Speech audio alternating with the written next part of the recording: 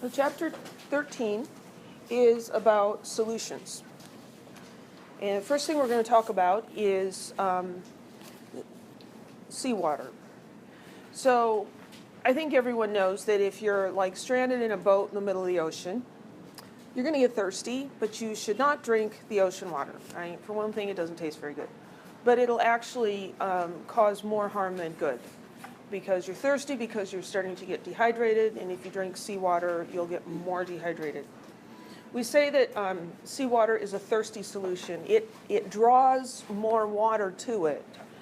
And so that brings us to the topic of solutions, and we're going to see why seawater does that as we go through the chapter. So seawater is a solution. A solution, that word has more than one meaning. It can be the answer to a problem, or as chemists use it, it's a homogeneous mixture of two or more substances.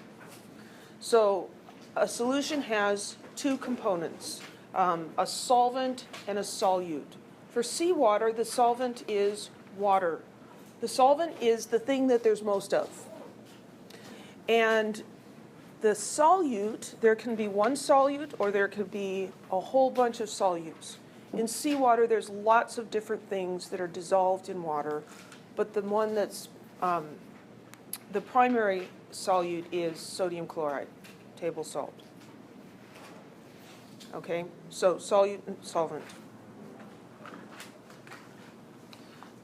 Nature has a tendency towards spontaneous mixing. There are times when this doesn't happen, but that's only when it's highly unfavorable energetically. So if we look at this, it kind of looks like an aquarium tank. It's some sort of a container here. It's got pure water on one side and salty water on the other side. And it's got a removable divider here. If we remove this divider, what's going to happen to those two kinds of water? They're going to mingle and mix together, and it's all going to get salty, right? It's not going to stay separated. Nature has this tendency towards mixing.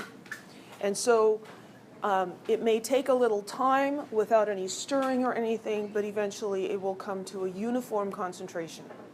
Nature does not like it when we separate things like this. Here we have a low concentration, no sodium chloride, and here we have a higher concentration. It's separated by a barrier, it'll stay separated. You remove the barrier, it's going to mix. So if you drink seawater, here we have a diagram of your intestinal tract. That's kind of gross. I spend a lot of time around grade school children. The walls of your intestines have semi-permeable membranes. This allows certain things to pass through, but not other things. And this is good because otherwise we wouldn't be able to get any nutrients from our food. So as seawater passes through here, nature is trying to mix things and cause all the concentrations to be the same. So you have a lower concentration of sodium chloride inside the cells of your body and a higher concentration of sodium chloride here in your intestinal tract because you foolishly drank seawater.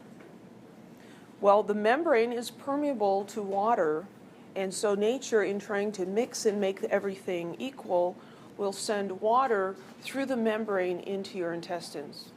And so when you drink seawater, your body actually loses water. Any questions about that? It's a very simple explanation.